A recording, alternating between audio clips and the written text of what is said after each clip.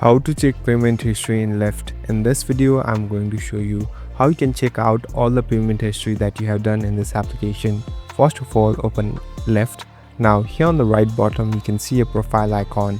Simply tap on the profile icon. So these are the profile settings available.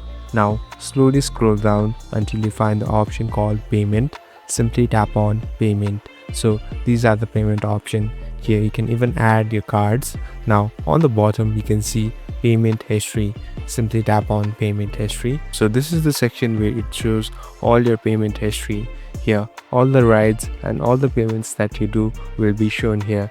Here you can even calculate the total amount and later know what or how much amount you have used in this app. Thank you for watching this video. I hope this video will help you.